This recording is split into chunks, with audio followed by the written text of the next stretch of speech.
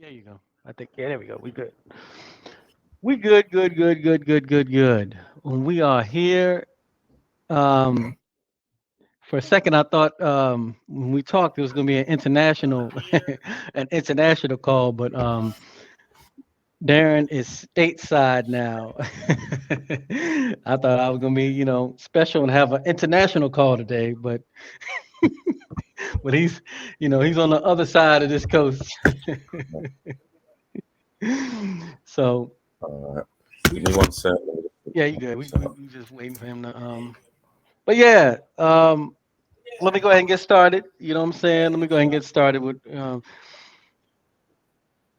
again, thank y'all very much for tuning in.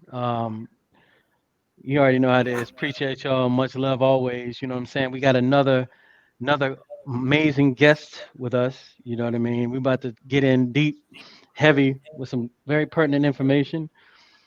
As you know, please subscribe and like, follow the Polka Dot Rabbit podcast, YouTube, et cetera, because you already know we coming with this information. We're going to continue to come with information. Um, Also, of course, hold on one second. I'm happy I got these. I upgraded to these wireless headphones now, so I can, of course, the book Bicultural Living and Leaving the World of Illusions. Yourbrozo.com. Please go there. If you haven't, pick up a copy. It's doing very well. You know what I mean, and a lot of people have picked it up. You know what I mean, and give great reviews for it. My next book is coming up very soon. Of course, I'll keep you all posted. Polka Dot Rabbit podcast is all about the people that get it. In this third dimension, this matrix to reality. Some of us understand where we fit in all of this. And if you get that, we are here to inform you the best way we can with great guests like we have now. So that's enough for my spiel. You know what I mean? Now I'm going to go ahead and give the floor to my brother, Darren Le Baron. Amazing brother. Please tell the folks about you, man. You know, we'll go from there. Okay, brother, just give me one sec. I'm just sending your link. People coming in Okay. lastminute.com asking for the link. So I'm just sending it on the phone, then I'll be back there and then bear with me one sec. Go.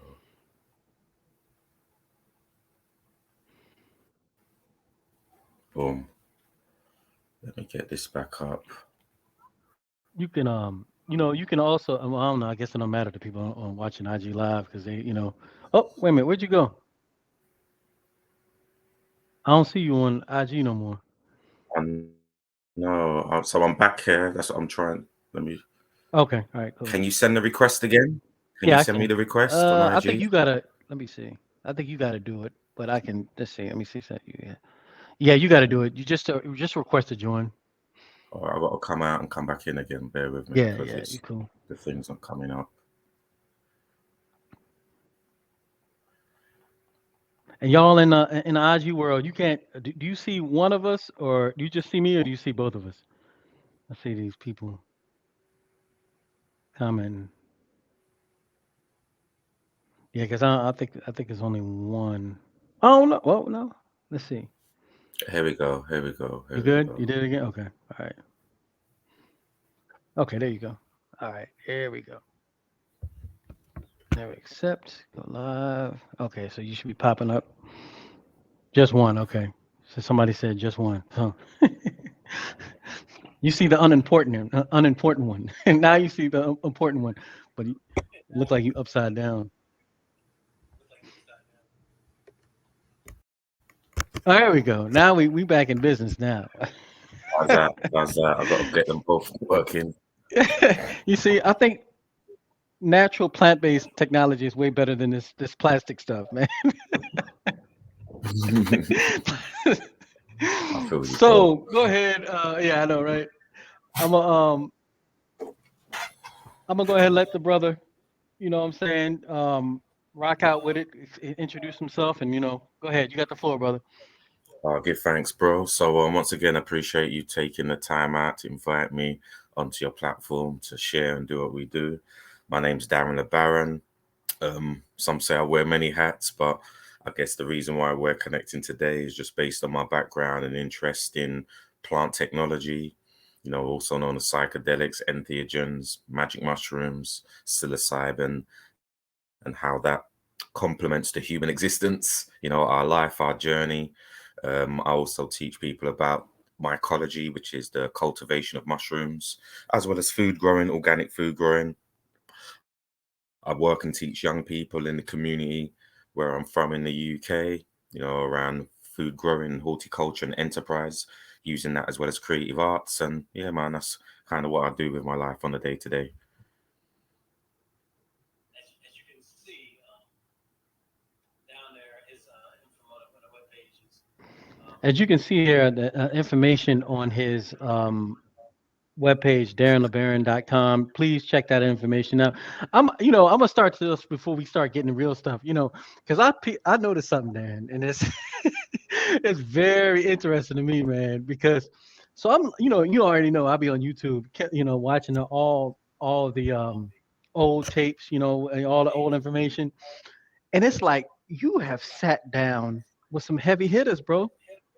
You know what I'm saying? Real talk. Because I remember, I think it was one video, I think when Bobby Hemmett went over to the British Museum, you know, and, you were there. I guess were you chaperoning on him, or like, is that what he linked up with you, or could you kind of talk about that story? Because I thought that was interesting. I was like, wait a minute, I know that voice.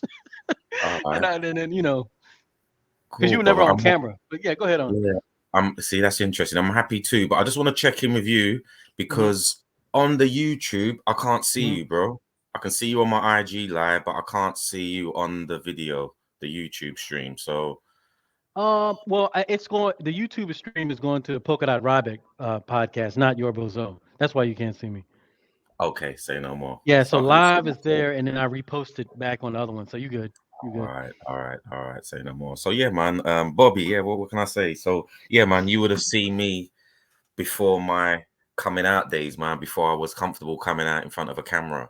So prior to me doing what I do now, I was pretty much behind the scenes. So I organized at that time that what you would have seen there at the British Museum with Bobby Hemmett would have been a series of maybe 4 days of us um, appreciating Bobby Hemmett in these shows in the UK. That was in 2008. So back in the days, and I still am an event organizer, man. So I actually was so inspired by Bobby Hemmett back in the days.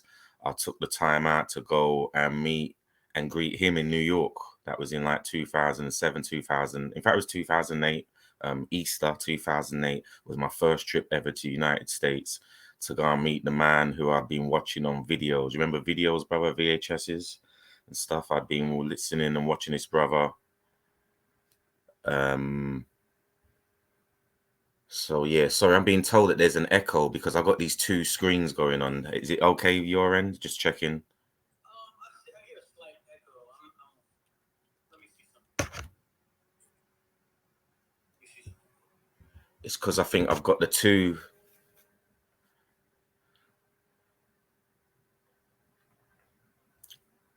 So I've lost you in sound, bro. Never mind. I think Yeah, that echo is because of you. Can you hear me now? I can, but yo, I'm just letting you know, I've lost you on my laptop. On the IG live is fine, but the laptop, I've lost you in sound and visuals. I can see Okay, myself. visuals. You should be able to Ah, hear me now. Can you hear me yeah, now? yeah, yeah, yeah, yeah, yeah, Okay, yeah, yeah. okay, okay. But everything on my side is looking good, so you good. All right. So, okay, cool, man. So, as far as, yeah, going back to the points, yeah. So Bobby Hemmett, man, yeah, 2008, I came to New York, pretty much inspired by Bobby and Hemmett and his works for years. And that was based on the sister who I worked very closely with, who used to invite a lot of the metaphysical speakers over from the States, as well as the historians over to the UK. She was organizing a lot. And when it came to Bobby, who was like one of the key players who was inspiring me at the time, I was like, yo, sis, why don't you invite Bobby Hemmett over, man? When are you going to get him over? And Hmm. she had been trying for several years to get the brother over. And he was always suggesting that he was having difficulty in getting his passport sorted out. But what we found out was, in all honesty, when I turned up in New York, I was like, yo, I'm here from London. I've come to see you. I'm trying to kidnap you back to the UK. He was like, yo, man, you taking this really serious, man. I was like, yo, like, yeah, I've come to the States to come and find you, man. And he was like, say no more, and I mean, I got that weekend, I got to hang out with Bobby, brother Sarnetta, Black Dot, all the brothers in Harlem 125th and that, that community there. And by the end of it, Bobby was like, yo, when I get back to Atlanta, I'm going to get my passport sorted out and I'm going to be in the UK. And within a few days, he did. He went back to Atlanta. He got his passport sorted out. And then I got him to the UK, man. So we, back then we done like 3 days of back-to-back talks and workshops. And, we traveled, went to the British Museum. We got to travel around, man. So yeah, I organized all of that, man. I was and those were the days before I was comfortable in being in front of the camera. So I was just always behind the camera, man, just organizing and planning.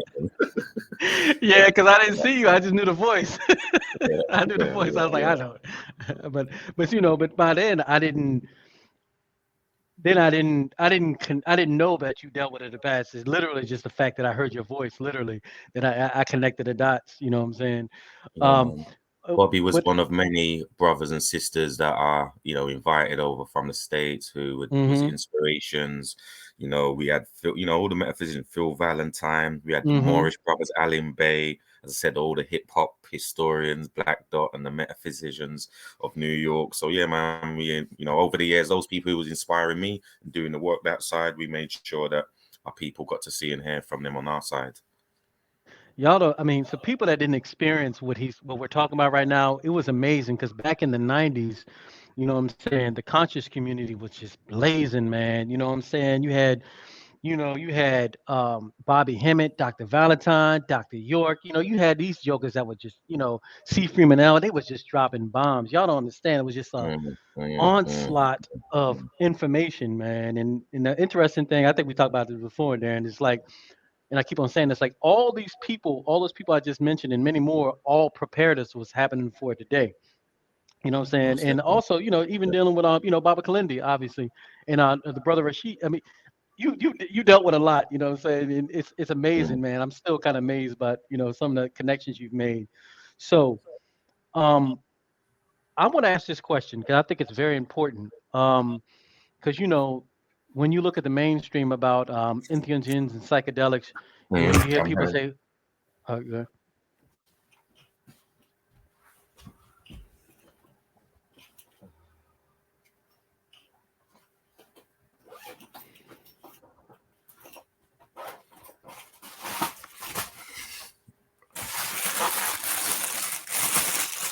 I'm good. Okay, cool. Yeah, you hear about mushrooms, entheogens. Oh, it's for people, LSD, all this. You all hear this negative stuff, but one Yeah. thing I've learned by Baba Kalindi and you as well, and the brother Oy, that introduced me and all this is that we've been this mushrooms, and specifically mushrooms, we've been dealing with this pretty much at the beginning of time. Is that correct? Um, could you go into the antiquity and how us as melanated beings, Africans, utilized, mushrooms and other plant-based medicines to assist and aid them? Okay, man. So, man, if we can go back to the beginning of time, I'm not exactly sure when that was, but as early as we can, as early as we can recall in Hmm. recorded, as well as some unrecorded information and knowledge that's out there, it was suggested that pre-humans, if we're dealing with, the evolution of man, if we're looking at it from that perspective, the evolution of man, it's been suggested that psilocybin in particular played a big role in it being a catalyst for the shift or the jump of man from one phase to another phase. It Hmm. suggested that the prototype humans were ingesting psilocybin mushrooms, that these primates who were, in the trees, in the savannas, the lush green forest of Africa, once they made their way down to the lands and became foragers, hunter gatherers and foragers, they would have been at some point coming across what was a dominant fruit, because mushrooms are fruit at that time on the savannas. They would have come into touch with fungi, all types of fungi. Therefore, down the line somewhere, whether by coincidence or by selection now, they would have started to partake in psilocybin mushrooms, magic mushrooms. Mhm. What would this have done? The psilocybin experience on a very low dose inspires your senses to get heightened. What does that mean? You see better, you hear better, you taste, your five senses basically get heightened. So, therefore, in a competitive environment where you've got to hunt, you've got to see things where there's no lights, and you don't have the advantages of the technologies that we have today, you would have been relying on your organic technology. Therefore, you being able to see further than a competitor who's hunting for food, you would have been able to see or gauge more food. If you can hear better and you're a hunter, therefore you can hear further away. These were things that would have been to the advance of those who were partaking in these substances. And it's being suggested that these primates who partook in these substances evolved and became modern man as we know them today. So that's known as the stoned ape hypothesis that was Mhm. presented by Terence McKenna and many others. So that's out there in the forums, and it suggested that it's a hypothesis. It can't be proven, but it plays, in as far as the research that's being done, it plays, a big part in what we call brain chemistry. And no different from cannabis and many other active ingredients that you find in so-called drugs, they actually complement the brain chemistry that we have. It's like our Mhm. brains receive this stuff and it's not in resistance like alcohol or many other substances that we take. Well, not maybe not everybody, but but people take, and the body has to. The experience that we have is the body removing and getting rid of that thing or trying to fight it from the body is what basically gives us these highs. Whereas the psychoactive plants, they were more. It's like the brain. There's receptors. Your brain knows what to do with these chemicals. So we have a long relationship chemically with these substances. And I'd say all that to say that as far as Africa, the earliest groups of people that we know, humans coming from that landmass, these would either have had to be the people who were partaking in these substances or the people who followed on from these so-called advanced primates. I beg to differ simply because I know that Earth stories, not as it was taught to me in school and how we're currently given to it as far as the years and time going back. So I'll say that to say there's a lot of questions that are still to be answered. But what I can say is that whether they were primates, the first humans, whatever title you want to give these people, they would have been African people, African descendants, people from that continent per se. So these were the first people partaking in these things, and actually, as I said, it's being suggested that evolved to become modern man as we know today, and then those men, women populated planet Earth as we know it today, and become the humans that we all consider to be humans. So that's as far back as we can find connections with African people. You find the earliest writings, the earliest, well, before writing, should I say, the original pictograph, glyphs, what we call cave paintings that you find throughout Africa and even in Europe and Asia and other places around the world. The earliest imagery you see of these anthropomorphic forms, that basically means human-like forms with animal features or animals with human features or vice versa. And these visions, which is it's being suggested, were inspired by altered states of consciousness. So whether they were partaking in again psychoactives, whether they were into deep meditation, astral traveling, and these types of phenomena, it's being suggested that these were the first things being recorded by these same early humans who were taking these substances. So this is how far back we can go with it. I was always amazed by not only your presentation, but also Baba Kalendi's presentation when he showed us stone cold evidence in which, if you really didn't know what you were looking for, it was right in front of your face. Like, there was one a sadhu pose that he was doing like that, and it was just a straight mushroom. Or Mm, even the side pose. I think it was open and mouth ceremony, and you think it's a shoulder if you just look at it, but it's a straight mushroom. You know what I'm saying? It's mm, like, mm, and they, mm. when I Hidden in saw that plain stuff, sight. yeah, exactly. When I saw that stuff, that blew my mind in so many ways, and it actually, interested me more because it wasn't spooked out of craziness. It was more cultural and something that our ancestors did, like you said, going back to those times. I have a question though. Could you break down the spores specifically? 'Cause I know what is the hashtag you get? Spread the spores, right? Mm, mm, Yeah, mm, yeah. mm. Spread the spread the spores. Could you break down like the spores? Because I remember just seeing how they're very well, I'll let you go in. Please break down the science behind the spores and how they kind of work and etc. So, it ties in with this, this experience, the high stone date hypothesis that I highlighted. It goes back to this lineage or this history of mushrooms, our ancestors. And you may have heard before in many schools of thought, we talk or hear of star people, aliens, and being having origins beyond our solar system and having an influence on Earth, as we know it today. And these aliens, or spore technology, as we can definitely um, understand it to be now, were, so for people who don't know, spores are like the seeds of mushrooms. They're like the reproductive portion of the fungi itself. Just to go back before we move forward, if we think of mushrooms generally, they're the fruiting body of a system known as fungus. Fungus is an organism, it's a living, breathing entity, it's a living organism, fungus. And when you see mushrooms growing, they're connected to this fungus organism. The fungal organism itself reproduces itself by way of spores. So that's one of the main ways it reproduces itself. As I said, these are like the seeds. The original spores, the original mushroom seeds that have been discovered, we are aware of, are not from Earth. They're alien technology. And what does that mean? It basically means that these spores hitchhiked or consciously took a ride, whether they hitchhiked and just turned up here, or as some people would say, it was part of an extraterrestrial plan or project.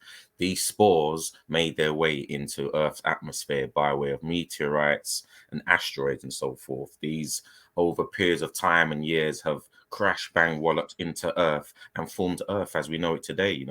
This rock formation, this third rock from the sun, this bedrock of a planet hasn't always been lush and green. And these spores, after arriving on their crafts, these spaceships, these asteroids, and um, comets and so forth, made their way into our solar system.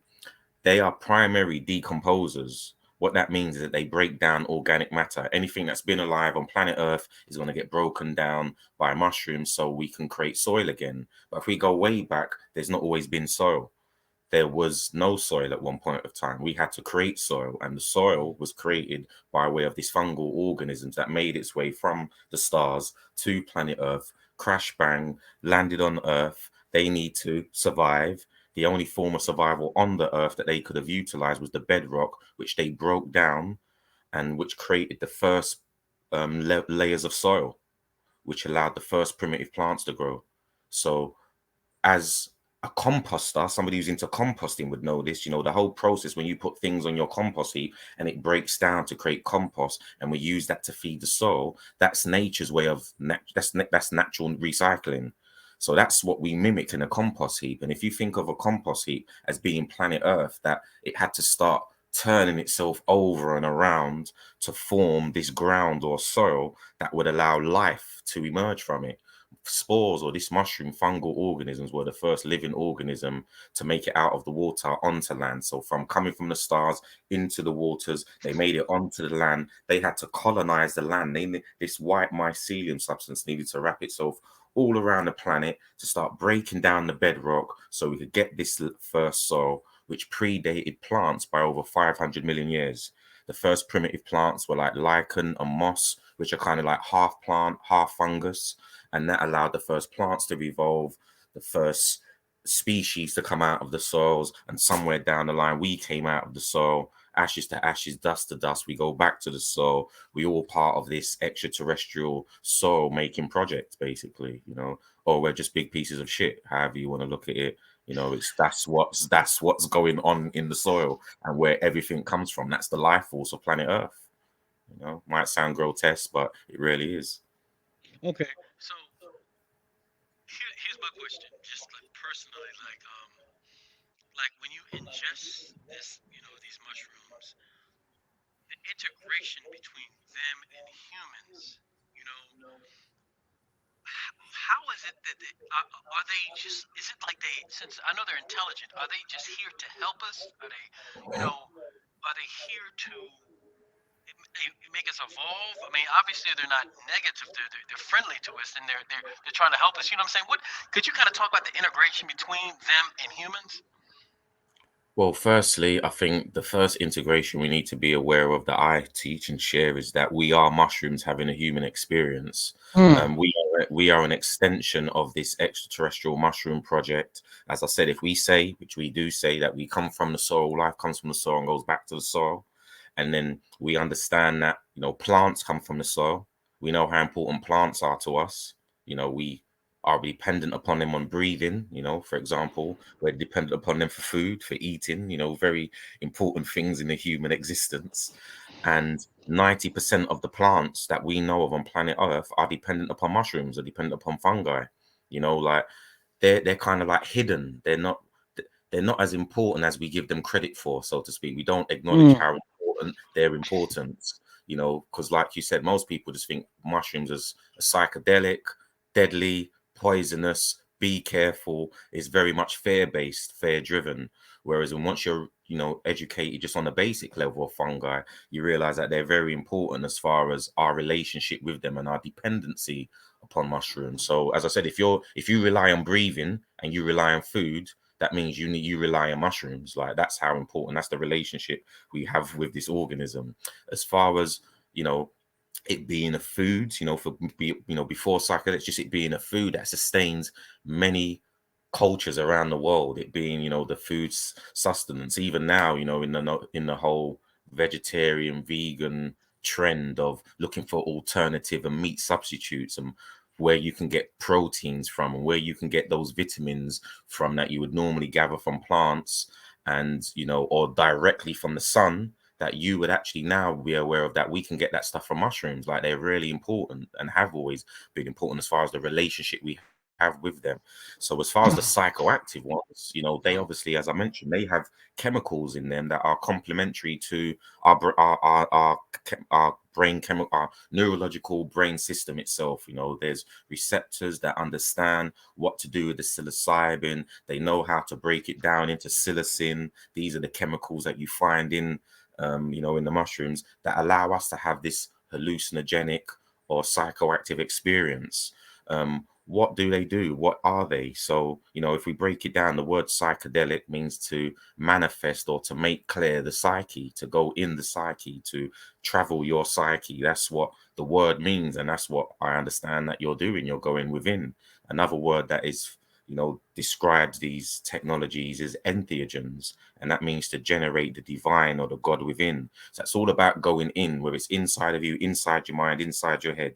These tools, these plants allow you to go within. I was told by some of those great teachers that you mentioned earlier on that when our ancestors make the transition, when they die, they go inside of us, they go inside of you. So mm, this journey of going within, the ceremonies, the rituals, the rites were always about going inside of yourself. And these plants, these mushrooms help you do that. They're tools that allow you to do that. So they're complementary to the rituals and rites that we have. And to answer the question, are they good for us? Are they here for humans or not? I think they have their own agenda, just like worms and bees, and everything has a role, has its function, and everything seems to be playing its role and function really well outside of human beings. So can they help us? I think they can help us. They do help mm, us.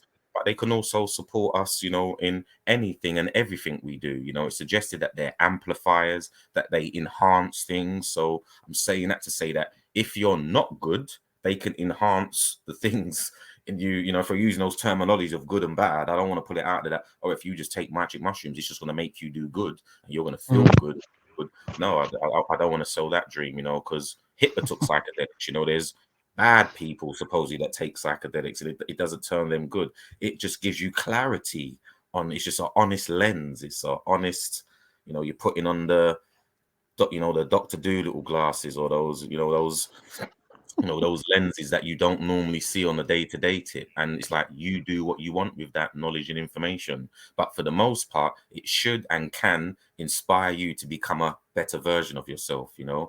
And if for the most part we're on this community vibe and hooking up and building, we would be saying a lot of things like what the hippie community in the 60s Mhm. and stuff was saying. It inspires peace, love, happiness, all of those good things. But there's also a warrior's path, bro. There's also Yeah. a shadow side, a dark side to it as well, which is just part of the experience.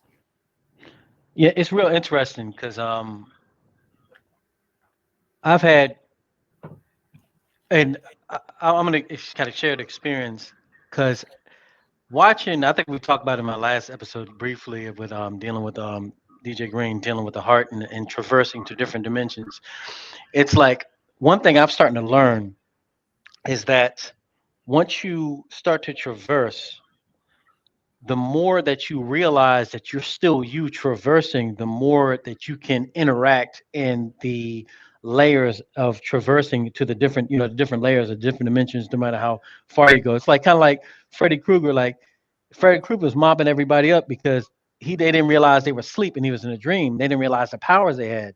You know, Mm, this for me personally, it's kind of like once you start to be able to really manifest your thoughts, your reality, your your actions on once you traverse in these different levels.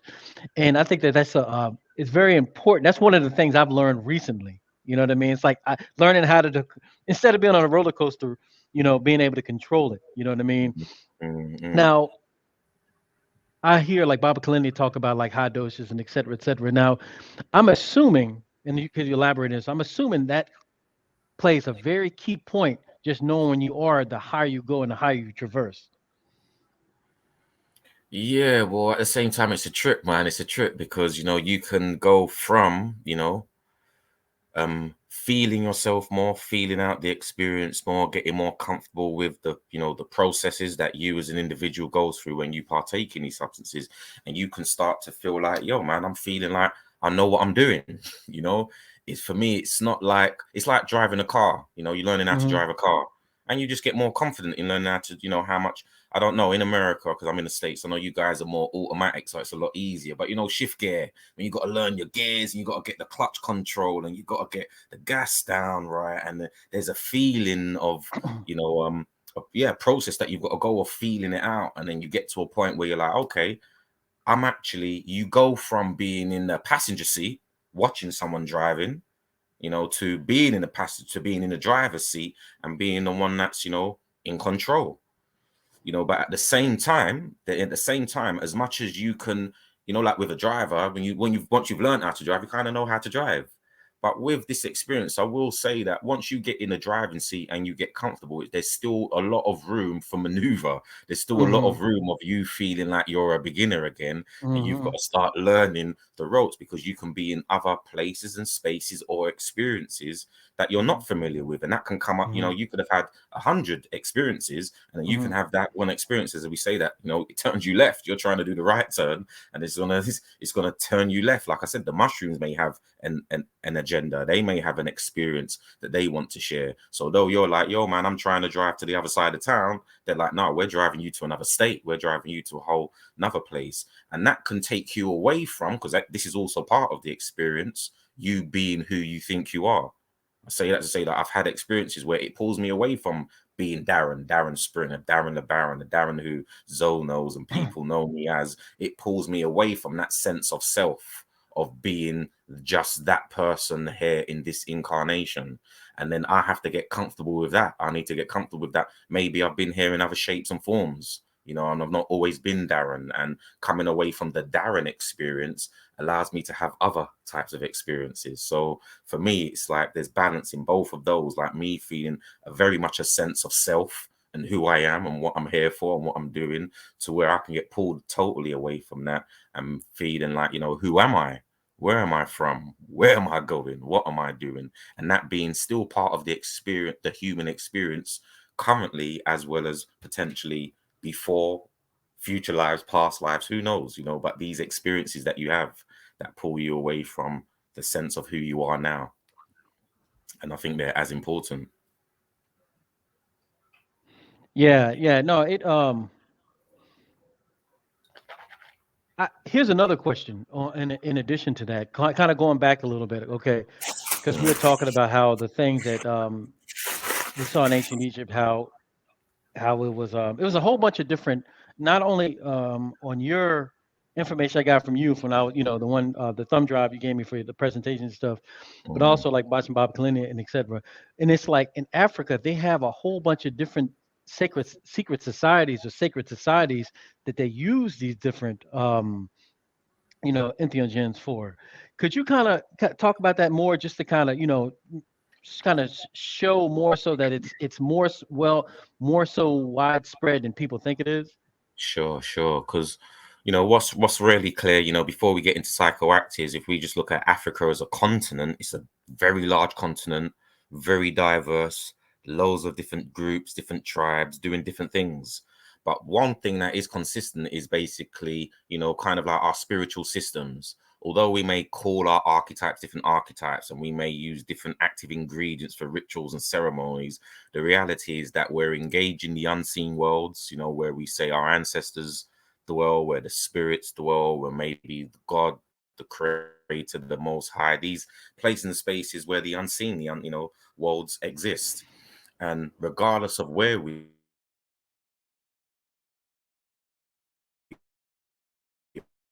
our place, what you mentioned, the pig, the Wati and the Babongo, to name a few, these groups have been engaging, mushroom technology as well as various other plant technologies to support them in becoming who they are.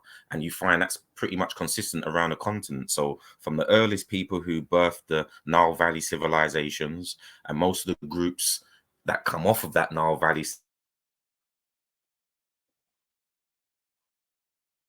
civilization, from making our way from central regions of that into Kemet, you find that there's multiple groups that utilize plant technologies for psychoactive purposes. To date, and so to drop, and those are in and around the diaspora. So I'll give you a few. So you've got the earliest people that we know on planet Earth, the so-called pygmies. They deal with a plant technology that's pretty popular in the psychedelic circuits, known as iboga. Iboga, the active ingredient in it being ibogaine, is being suggested that it's really good and helpful for addictions, in particular heroin addiction and other opiate drugs, alcohol as well, really good for trauma. With that said, I do know that its origins could be found in Gabon and Central Africa and Western Africa as well. But in these regions, as far back as we can recall, when they were using these plants, their original peoples were not using them for heroin addiction, alcohol recovery, and trauma relief and stuff like that, which is currently being suggested we should utilize these technologies for now. The original peoples who were utilizing these plants would suggest or say that they were gifted these plants so they could communicate with their ancestors. So this goes back to, these psychoactives allowing you to go within, your ancestors residing inside of you. It's the top pass, it's the ticket, it's the your access to those realms by way of this technology. So you find that with the earliest people, and then we can fast track to ancient Egypt or Kemet, and you can find, like you mentioned, hidden in plain sight in the Maduneta or the hieroglyphs, imagery of the knowledge that was passed on or handed on to them by way of these original groups in Central Africa and to the Nile Valley civilization, where it becomes really clear because now it's written down. It's no longer just an oral tradition being passed on orally from group to group. It is now recorded, in ancient Egypt on the walls. When we think of they have holy trees. You have the Hollywood here, that's really popular amongst some of the secret societies of the West here in America or in Africa. We also had our secret societies and the sacred plant technologies that were passed on to different families and traditions. They knew what they were for and how they were utilized. So there was particular plants that would allow us to communicate with our ancestors. You've got groups in the southern parts of Africa, the so-called Bushmen, who are also the earliest groups or peoples that we find populating planet Earth, also utilizing these technologies, not only as a way to communicate with their ancestors, but as part of the warfare. The Zulus of, the southern regions of Africa also utilize these plant technologies as a form of warfare. These combinations of plants, fungi, and in particular, an active ingredient that you find in many plants that are utilized is called DMT, dimethyltryptamine. Many people are familiar with and hearing about DMT. These are what you find in these trees or trees of life that became the sacred plants of many traditions and cultures. So in ancient Kemet, you've got the acacia tree or the tree of life, where it suggested that a saw and a set emerged from this tree, and then that's where you get the the family of Ra, basically Ra's family, the solar pantheon, coming out or emerging from these children. And these children emerge from this tree. And this tree is an acacia tree. An acacia tree is the akashic tree or the acacic tree, which contains in real life, not just in the mythology, DMT, dimethyltryptamine. These are the files or the chemicals that allow you to have experiences where you can hook up with your ancestors and navigate yourself and the psyche. So with that said, I'm saying that to say that the earliest people that we find, right through to the most popular ancient people, ancient Egypt, is the most popular ancient civilization because that's where the West inherited a lot of its knowledge and wisdom from.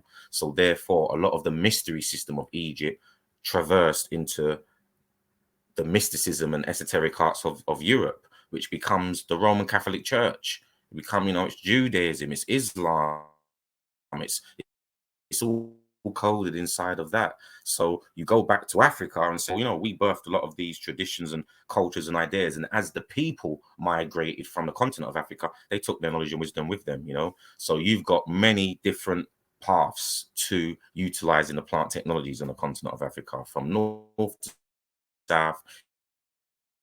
In the north regions, for example, say, got the Moors, like familiar with the Moors, you've got the Moors that migrated out of Northern Africa. They were known as alchemists, not only did they have the knowledge and wisdom of, transforming precious or metals into precious metals, they also knew the alchemy of within, of the sacred union, transforming yourself and utilizing plant technologies to be able to do that and bringing that knowledge and wisdom into Europe. That's kind of like well documented now, even by European historians, the role that the Moors played, as well as their knowledge and wisdom in plant technology. So again, it's like covering the continent. You go to, as I said, West Africa, you've got spiritual systems like, the Yoruba, who deal with the Orisha.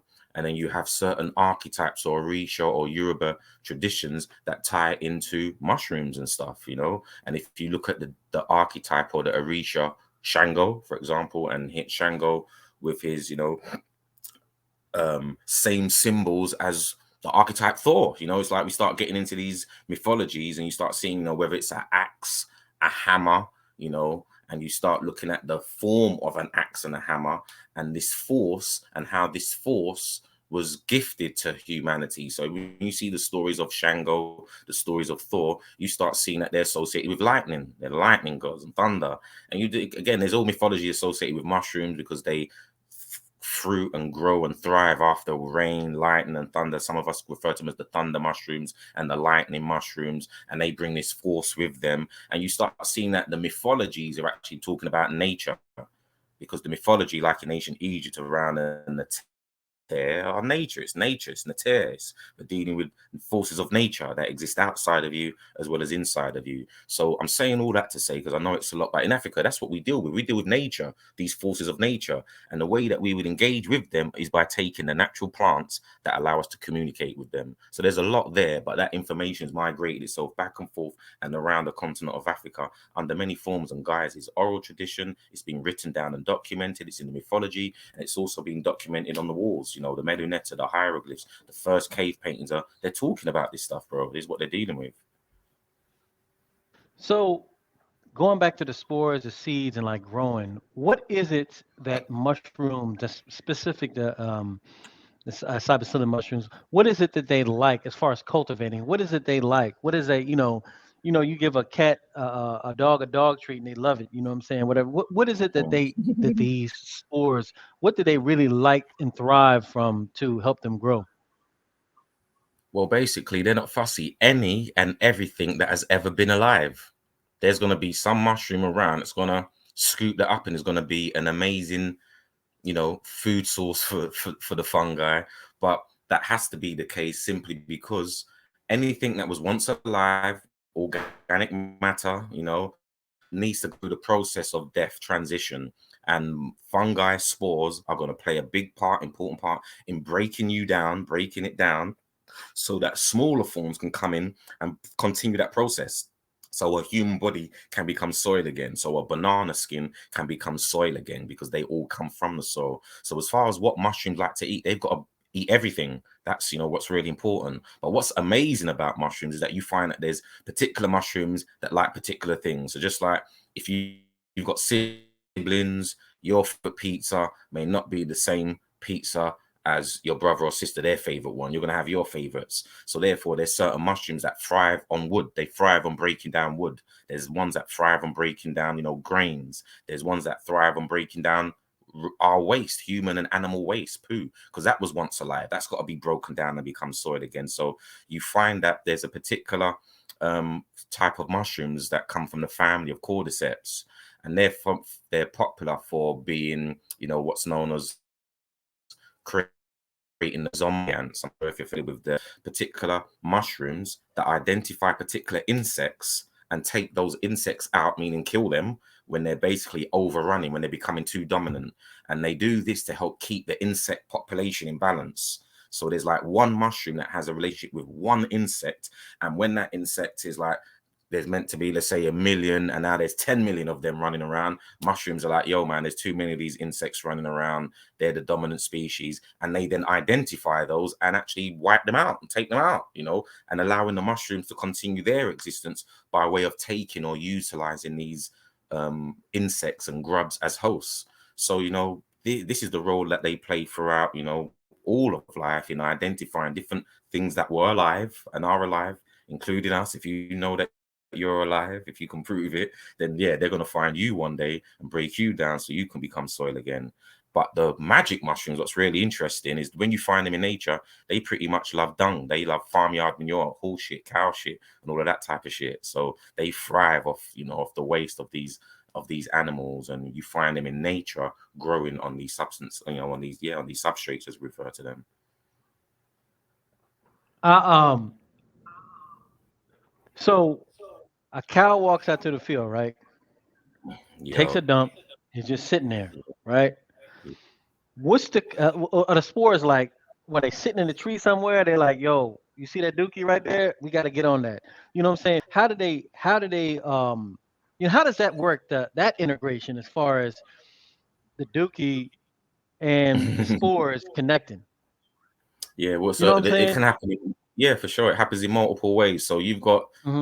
the spores, like which I said are the mushroom seeds. Let's say they're forever. Like right now in the room that I'm in the room that you're in, when you go out in nature, there are billions, trillions of spores just floating around in the environment all the time. They're microscopic, so you can't see them. They're just moving around. So they're always looking for new sources, new habitats, that's what they do. So they're out foraging. All these spores are just out there floating around, foraging, being moved by the wind, being moved by us, just being moved around. And different spores like different foods, different habitats, different environments. They're looking for certain temperatures, certain humidities, certain levels of moisture. When they find those right things, each different mushroom has its perfect environment. And for some mushrooms, the dung is the perfect temperature, the perfect moisture. It's got all the nutrients it needs to form and create itself, as well as the mycelium, which is the network. That's the white substance that primarily lives in the soil.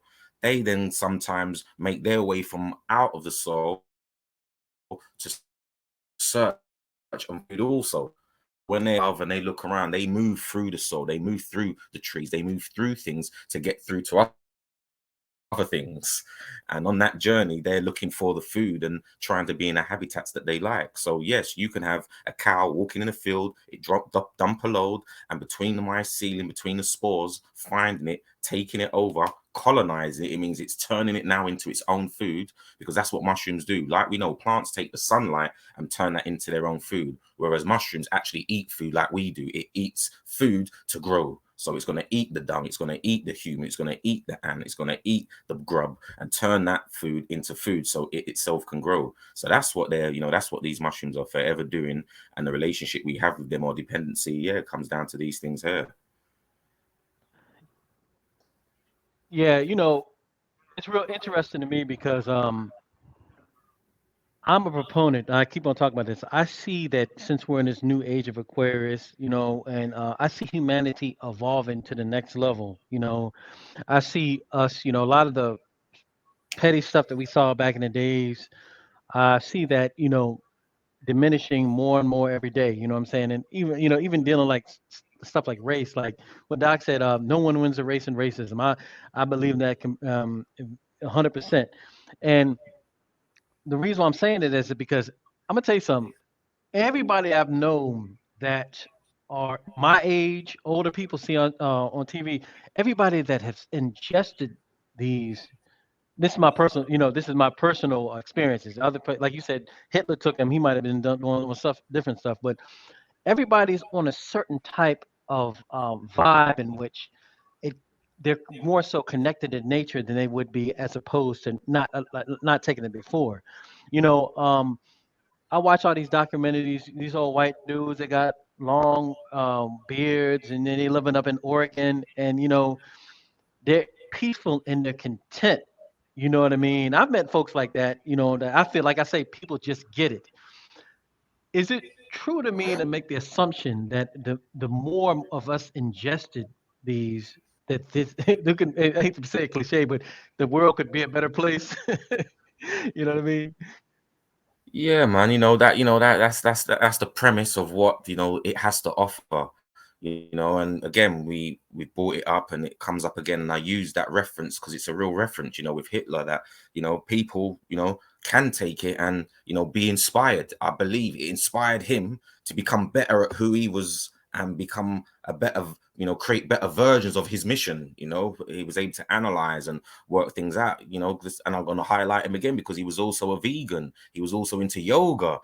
So I'm just highlighting that there's like positive practices that people do, but again, it's like any tool, any hammer, I hold with it or I can kill with it. It doesn't make the hammer good or bad. It's what are your intentions. So this is where I'm coming from as far as when you take it, is it going to make the world a better place? If you want to make the world a better place and you want to become a better version of yourself and you want to love your family more and have more in-depth conversations and more in-depth communications, you want to live in peace, and that's what you're going into the experience asking for. 9 times out of 10, you're probably going to get that out of the experience. How you get that experience may vary, because to get peace in your life, you might need to have some warfare. And that warfare may be, you may have to have some challenging conversations that are not nice. You need to get over some stuff. You need to get through some stuff. And those conversations that you need to have with your mom, with your brother, your nemesis, the person who can't stand, you need to go. So this is what experience might inspire you to go and have to do. So to get peace in your life, you may need to do some challenging things. But if you're prepared to do that, then you will receive the peace. And if more of us are prepared to do that kind of work, then most definitely the world can and will be a better place. I personally talk about my own experiences. They were the reason I started this journey was very selfish. I just wanted to, learn more, explore myself. It wasn't about, that was what the white boys, that's all that love and hippie stuff, man. Like, I wasn't getting into psychedelics for that. I'm getting into it because I learned that you can navigate your psyche, you can communicate with your ancestors. These were the things that I was getting into it for. But again, little did I know, the more I delved into the experience, it brought things up to do with me and shit that and baggage and loads that I carried around with me that didn't serve me well. So before I'm hooking up with the ancestors, before I'm doing what I would like or think I'm going to do, you need to work on these. And those are the things that I then decided to work on. And then what I would say moving forward is that I lightened my load, man. It made me realize I was carrying things around with me, believing in things that just didn't serve me well, that I had no need to carry around with me anymore. And by me putting my load, I resistant, I feel better. I do better, I treat people better. I like to think so, at least, because of, lightening my load and not walking around with, some would say, like a chip on your shoulder. These kind of things where you point fingers, whether it's the white man, it's your mother, it's your brothers, and so your sister's fault. We come from a very much blaming culture where we like to point fingers and blame somebody else for our own mishaps and our own misfortune. But the experience definitely made me look in the mirror and take that responsibility and look at where I could make the changes in my own life, which would make me happy. Therefore, there's a butterfly effect of that. And yes, if more of us had that type of experience, I guess more of us would look and feel happy for whatever, however that is in your own world. And when I see you in the day, in the morning, I'll be like, yo, Zoe, what's going on? You good? You feeling blessed? And you'll be like, yeah, I'm blessed, man. I'm feeling good. Like, why you want to pick up a gun and go shoot? Or do you stab or do that, because you survive that space. And so peace, love, and happiness, if that's what at least it brings, we need some of that in our community. We definitely need it in the hoods, wherever we are, in our hoods, and in our communities. So I was like, yeah, let's bring more of that to the table, man. So that's what it can potentially do. But at the same time, if you're carrying loads of trauma, loads of anxiety, loads of that it can also bring that up, because you're going to need to deal with that. It's not just going to give you this light, loving experience, and all of a sudden you're just happy all of a sudden. No, it was work, man. It was challenging. It still is and can be challenging, having these experiences and getting to a place where you feel like, yo, I'm in alignment with my true self, with what I'm here for and what I'm here to do. Yeah, no, yeah, and I agree with that 100%. And I mean, I know it's obvious, but you can see why this is obvious, why it's demonized, because the architects that have this matrix, that built this matrix, the last thing they want us to do is to unite on a positive missions to connect with nature. You know what I'm saying? Mm, Like that's, like, for me, it just seems like that's the least thing. They want to keep everything as in a natural, you know what I'm saying, synthetic as possible, as opposed to organic, and dealing with nature and etc. Man, so mm, I'm assuming that's the main reason why it's demonized, or even it's still looked as a class. I can't remember what the number is, class A drug or something like that, or class one. I can't remember what it was, but mm, it's still mm, looked mm. at as a drug, right? Yeah, it's slowly but surely losing some of its unfair taboo traits and qualities that it's been projected as being. So yes, in where I'm from in the UK, it's class A. I guess you guys call it Schedule 1.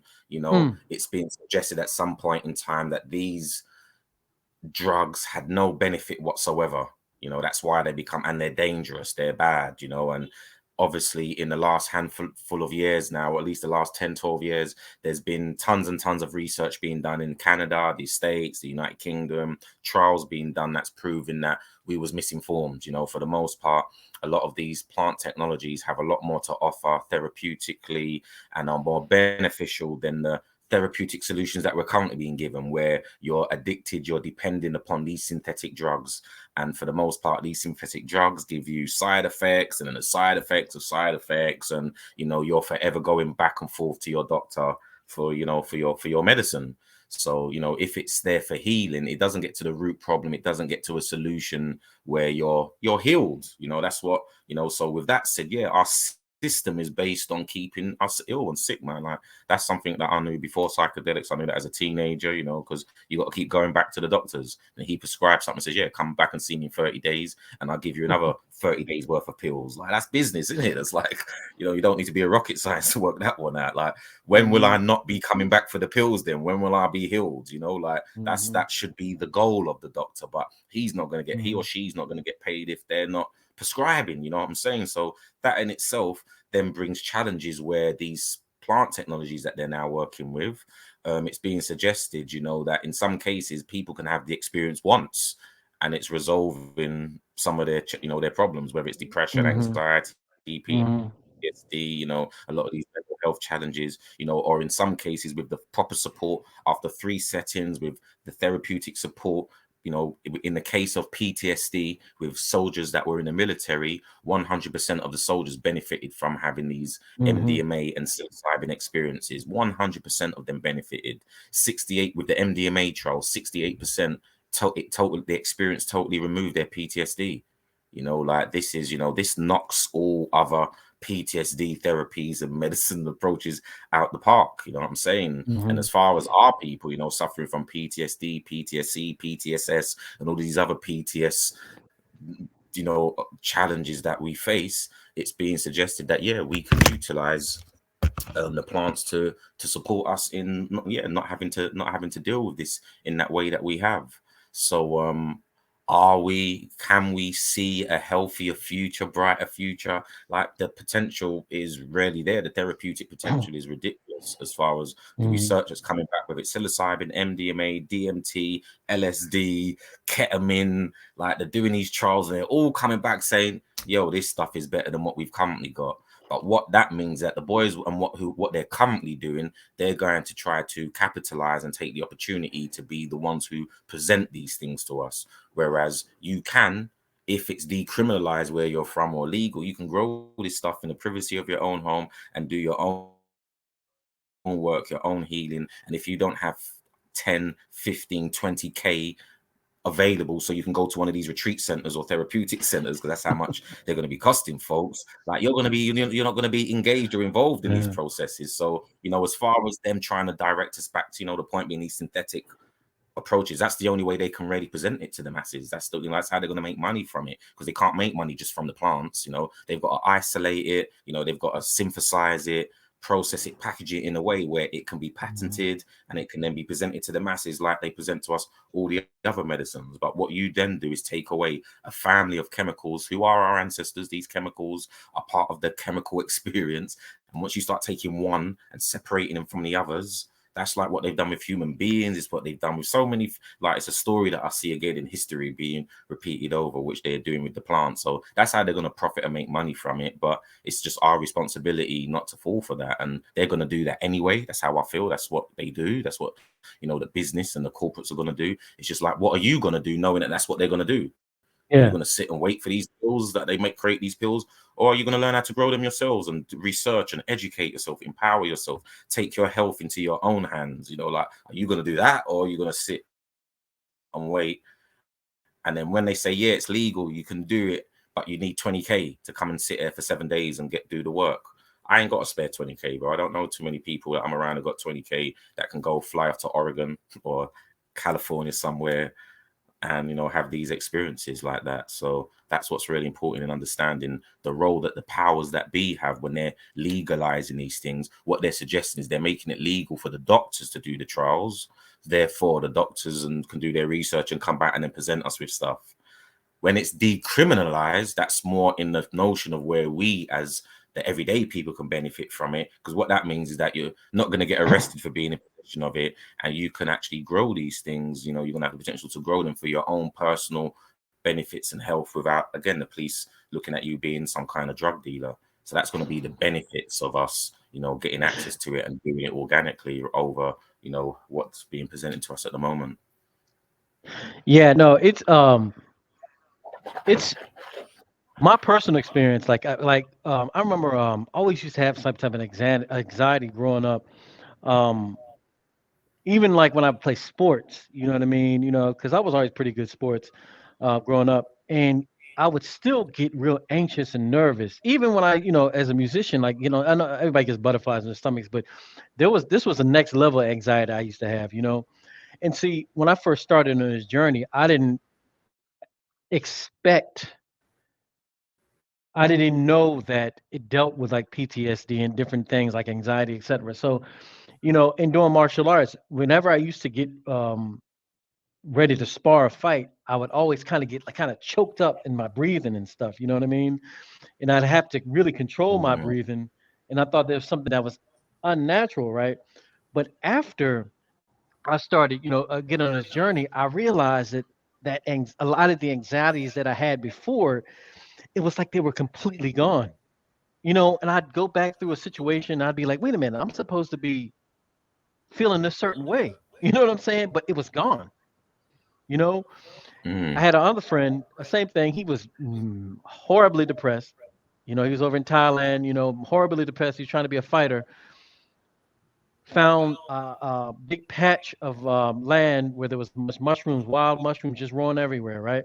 He's mad depressed because he can't be a fighter no more. You know what I'm saying? That was his dream.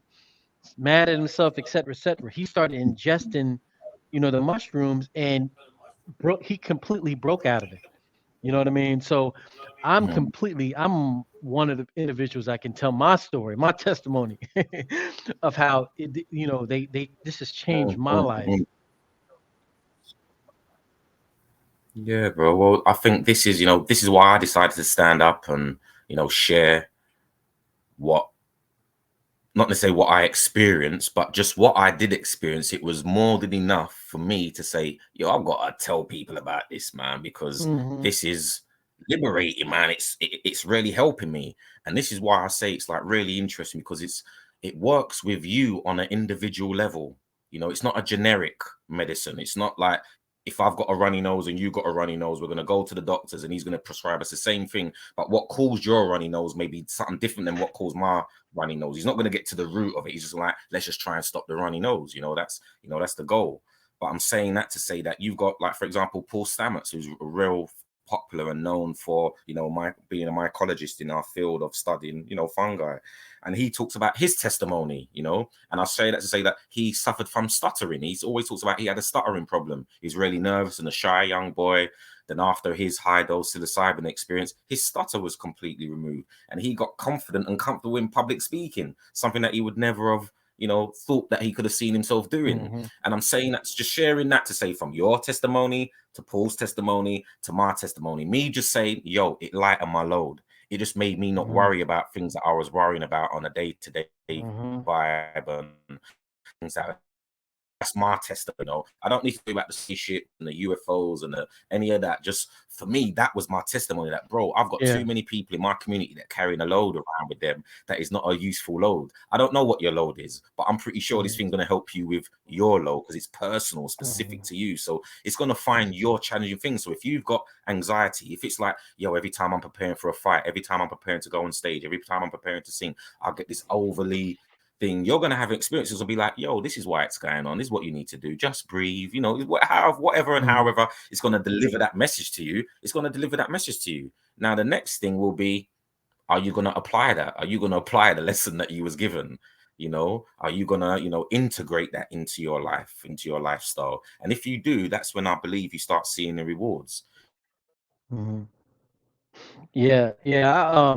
Because it doesn't I've, just mean that I you have just, the experience all the time, and therefore that's just going to work for you. Yo, can you hear me? yeah, I hear you. It was a slight Okay, delay, but I think we're good.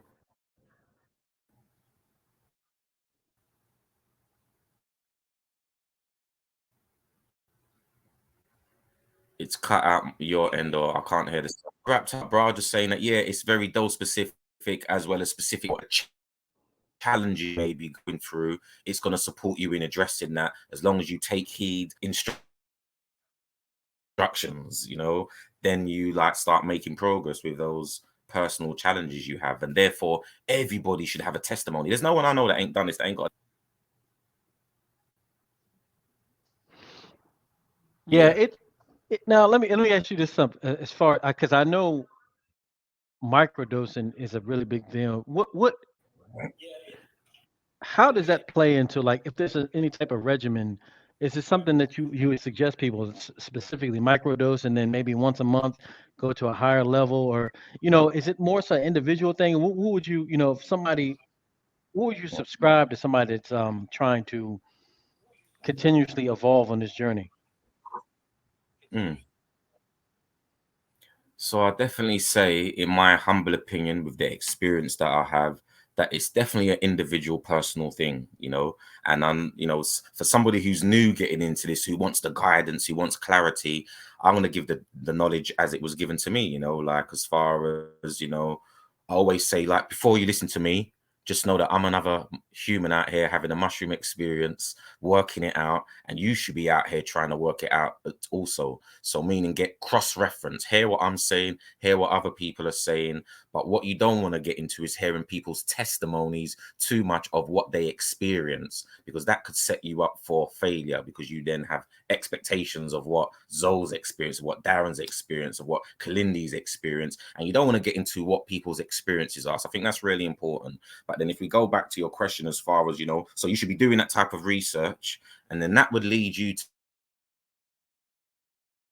to understanding that with different psychoactives, there's different dosages that allow you to have different levels of the experience. So if we go back to, you mentioned microdosing, which is a really popular trend, a popular thing at the moment, or very low non-psychoactive dosages of these substances, that it can still do work. It can still work its magic. You know, let's say magic mushrooms or psilocybin can still work its magic at very low dosage levels,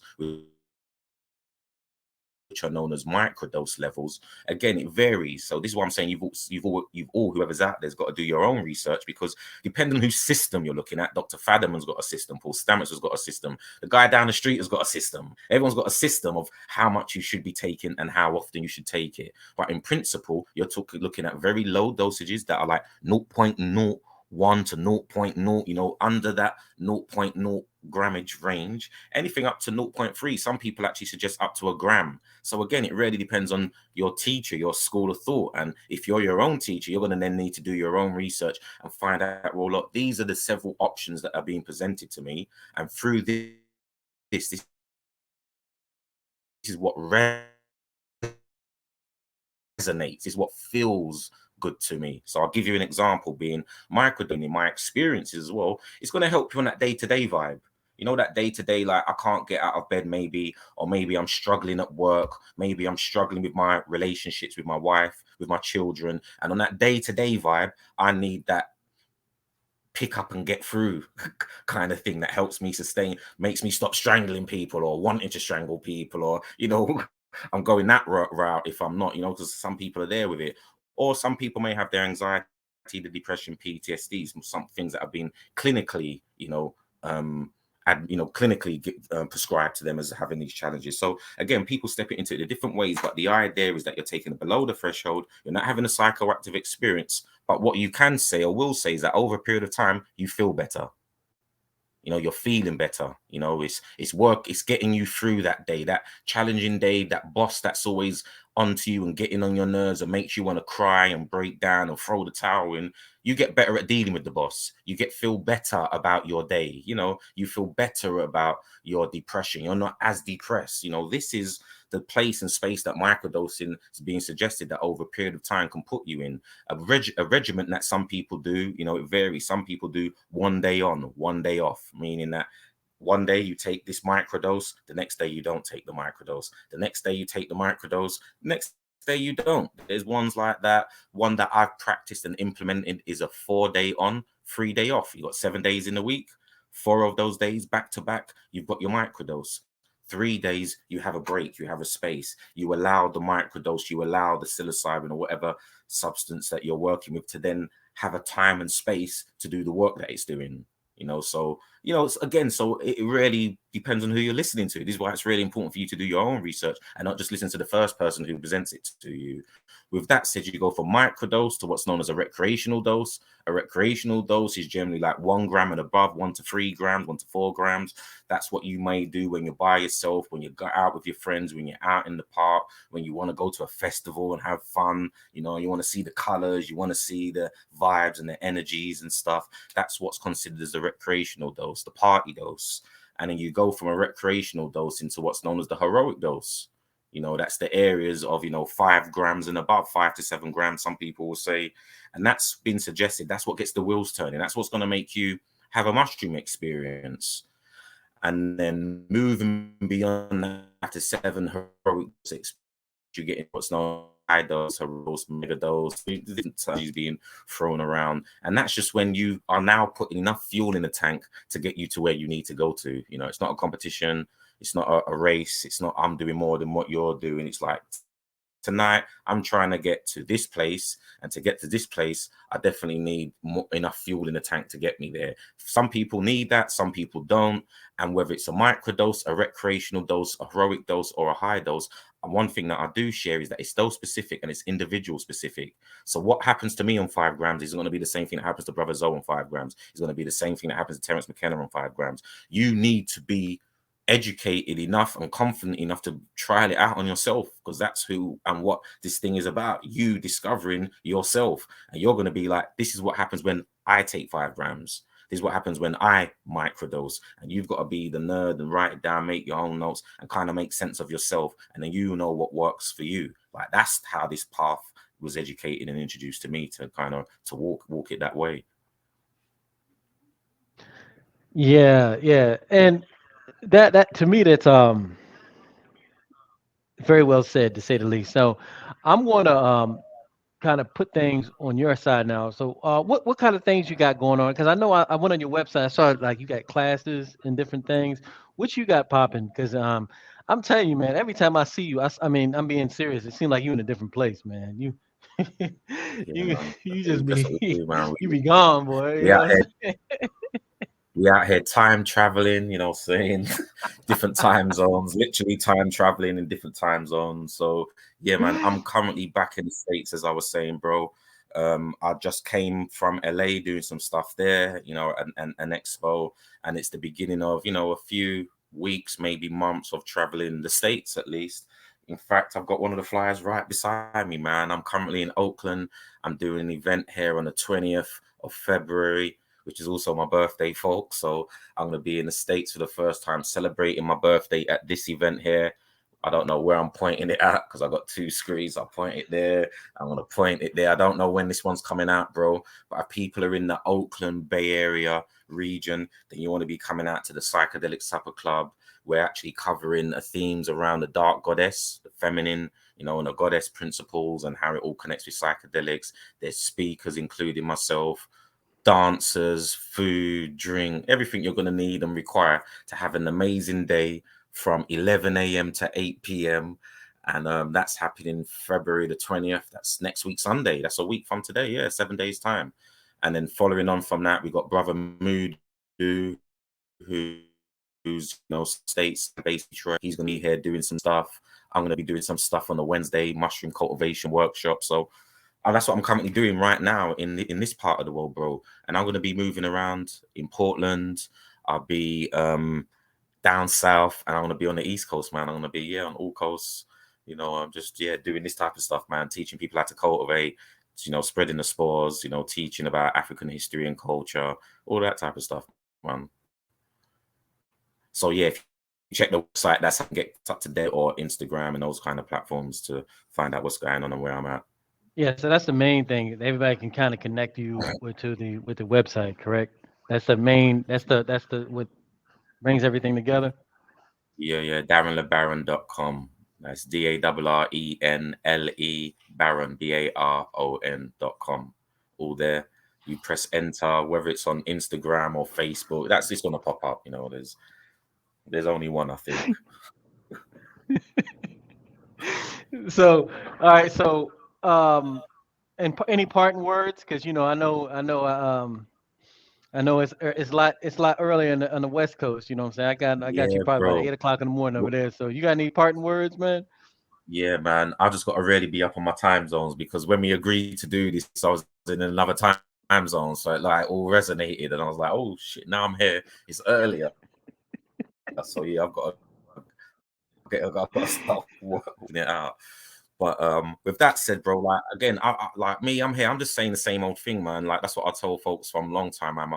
My message may be enhanced and develop over time as I learn new knowledge and information, but it's pretty much the same thing, man. And that's like love yourself, take care of yourself. Get knowledge of yourself. This is what I was saying before, because people always ask me, since COVID, what's your message? It's like my message is the same as what was happening before COVID, man. Like, it ain't changed, man. It's like, partake on a path, that enlightens you to discover yourself. Obviously, I'm an advocate of the plant technologies, so definitely check out myself and people that you see I'm aligned with. Baba Kalindi and others who are, laying the foundations before me. Educate yourself about this thing. As I said, on a day-to-day vibe, this can lighten your load, man. So if you wake up in the morning, the kids get on your nerve and your wife or husband gets on your nerves and the boss is getting on your nerves and the world is getting on your nerves, like it's like that, because that's how many people feel, man. This thing is a liberator, man. This thing can definitely help you and support you on the day-to-day vibe. And then going back to, we mentioned microdosing and what that can do and how that can help and support, which I do suggest it can help and support you with. But at the same time, the real deal high dose experience is going to allow you to go within yourself and discover why you had anxiety, depression, or PTSD in the first place. So this really can help you on your day-to-day stuff. as well as support you in that lifelong, healing work, like dealing with your trauma, your family trauma, your own personal trauma and stuff. So there's so much potential that it has to offer and bring to the table that I just encourage everybody to start exploring it, not necessarily just partaking it, doing your research so you can start to at least have mature conversations about it. You're not going to be one of those folks like I was many years ago, like, that's just some white hippie stuff. That's not what we do. Those are drugs. Those are bad. Keep that away from me. We can now start saying, yo, look, if it's helping soldiers in the military, maybe it can help our soldiers on the streets, because we got these street soldiers. If this can help, the people with cancer, at late stages, and we've got these challenges in our community, maybe it can help these same people in our own communities with this stuff. So, getting where you fit. If you're a physician, if you're a psychotherapist, if you're a musician, find out ways that you can integrate this into your practice and how, you can spread the spores, as I say, man. And with that said, that's what I bring. My name's Darren Springer, also known as Darren Le Baron, and I'm just out there spreading spores, man. As y'all all watching, please, if you are not following, well, your brozo on IG or Polka Dot Rabbit podcast on IG, please follow us. But also go to DarrenLeBaron.com. Follow him, Darren Le Baron. I think I checked his website earlier to get some. He got some real interesting events coming up that y'all can definitely learn from. If you haven't already, of course, I got it. Where am I at? I'm like you, Darren, right now. Check out, get my yourbrozo.com. Check out my book. I got a new one coming out soon. Man, oh, wait a minute, on this side. There we go. There we go. Wait a minute. Well, actually, hold on. Let me bring us together. We've been, I've had the light on you the whole time. Yeah, man. Now we're back together. Yeah, go to yourbrozo.com. It's on the bottom below. Check out my book. Check it out. Great reviews. As you know, Polka Dot Podcast, we're trying to move humanity forward with positivity, love. You know what I'm saying? All the good stuff. But we represent. We ain't no chumps either. So we already know how that rolls. So, but good information, good brothers like this, good sisters like this. We're going to keep it coming here at the Polka Dot Rabbit Podcast. We appreciate you so much. And until next time, like I said, follow my man Darren Le Baron on IG. Follow me, YourBros09, and Polka Dot Rabbit Podcast. And we will see y'all next time. Peace. Peace out, brother. Keep doing other good works, man. All right, we'll talk, bro. All right.